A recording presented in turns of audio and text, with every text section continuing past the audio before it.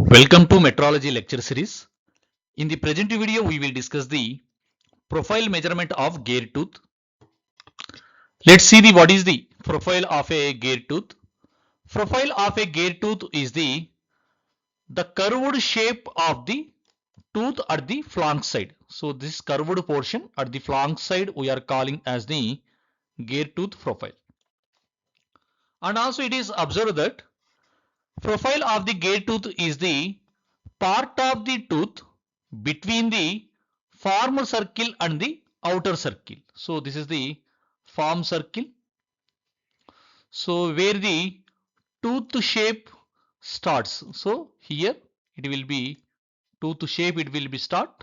So this is we are calling as the form diameter, and this is the form circle. So it is the part of the form circle and the outer circle. So this is the outer circle. So this portion we are calling as the profile of the gear tooth.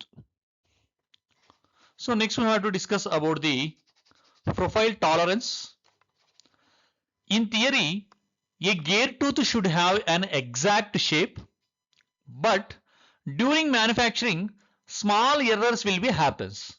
In this regard, profile tolerance tells us how much the actual tooth shape is allowed to differ from the theoretical shape. Most of the gears use an involute profile, so we mainly check how closely the real tooth matches the involute shape and what errors are present in this profile. In general, there are the three common methods are using to measure the gear tooth profile. First one is the optical projection method. Second one is the tooth displacement method. Third one is the using involute measuring machine. First, we will discuss the profile measurement by using the optical projection method. In the optical projection method, the gear tooth profile is enlarged using an optical system. After that, this enlarged image is shown on screen, so it becomes very easy to see the clearly. After that, this enlarged image is compared with a standard profile to check for the errors. So this method is quick and easy to use, but it is suitable for only small and the thin gears, especially for the instrument gears. Next we will discuss the second method, tooth displacement method. When the involute measuring machines are not available, the profile of large gear is checked by using a dividing head and a vertical measuring machine, that is the height gauge. So in the tooth displacement method, we have to use the two instruments. One is the dividing head and the height gauge to check the involute profile of the gear.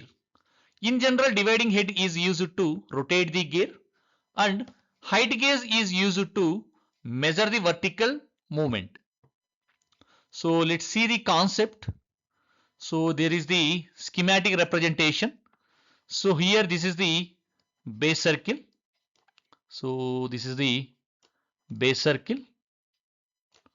And let's consider this is the starting point. So let's consider point A is the starting point of involute. And let's consider AT. So AT is the vertical tangent to the base circle. When the gear is rotates by a small angle phi 1, so in the schematic you have to observe. So here gear is rotating with a very small angle. Let's consider phi 1. So this is the phi 1 angle, gear is rotating.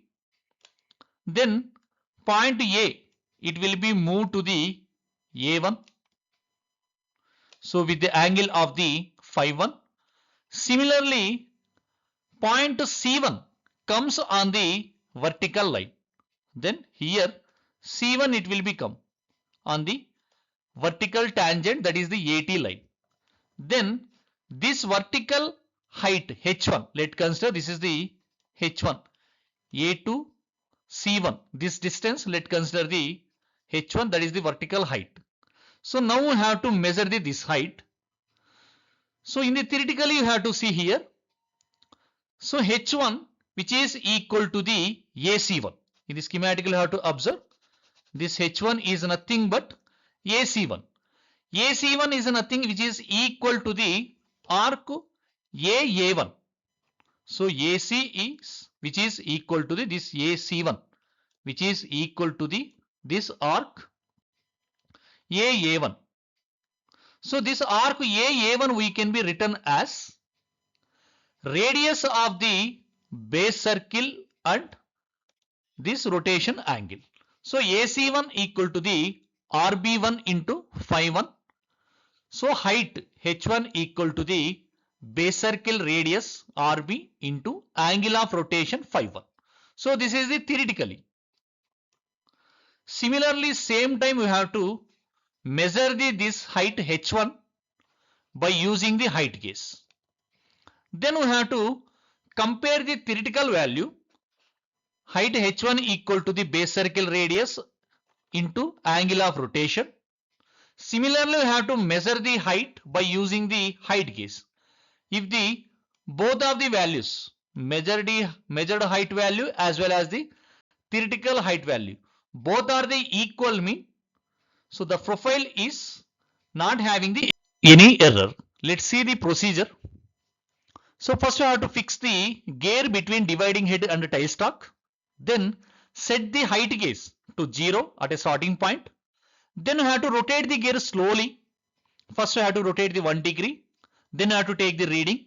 Once again you have to rotate the second degree. So like that we have to rotate the gear slowly. And each rotation we have to measure the height by using the height gauge. After that we have to record all the readings in a table. So this table is represent the readings by using the tooth displacement method. So initially first you have to set the 0 degrees. So obviously 0 mean all the readings is 0. Then gear you have to rotate at the 1 degree. Then theoretically you have to measure the h1. Similarly you have to h1 dash you have to measure with the help of the height gauge. Then error will become the h1 dash minus h1. So measured value minus theoretical value. If the both are the equal mean error will get the 0. Similarly you have to rotate the gear slowly 1 degree, 2 degree, 3 degree up to the n degree. Then note down all the errors. So this is the procedure of the tooth displacement method. Next we will discuss the third method using involute measuring machine. In general, profile measurement using a special profile measuring instruments we are calling as the gear measuring machine. So this is the schematic representation of the gear measuring machine. So let's see the construction and procedure of this method. The gear is fixed on arbor. So in this figure you have to see. So this is the arbor. So initially you have to fix the gear in the arbor. After that, a probe is gently placed on gear tooth surface. So this is the feeler or the probe which has to be placed on the gear tooth surface. So here remember, for the accurate results, probe must be sharp and it must be properly aligned and it should be set at the starting point. Then measuring head. So you have to observe schematically here. So measuring head. So this measuring head, it will be slide up and down by using the hand wheel. And the arbor can be moved in two directions, two horizontal directions. So here you have to see here. So gear arbor, it will be moved. So two horizontal direction. And moreover, gear can be rotated. So 360 degrees using the base circle disc. So by using this disc, gear we can be rotate the 360 degrees. So gear can be rotate as well as it will be moved in the two horizontal directions. So next we have to see the measurement. So initially the probe is kept in light spring contact with the gear tooth. As the gear rotates, if the profile is perfect involute, then probe does not move. If there is any error, probe will be moved, then it will be deflect in the error. So let's see error detection. So here the probe movement is amplified, so which has to be sent to an electronic unit. Then it will be this probe movement we have to record on a chart recorder. So in the recorder, it will be represent the straight line on the graph if the profile having the perfect, and in the chart record it will be shows the irregularity line. It represents the gate tooth having the profile error. So this is the procedures of the measurement of gate tooth profile, and thank you.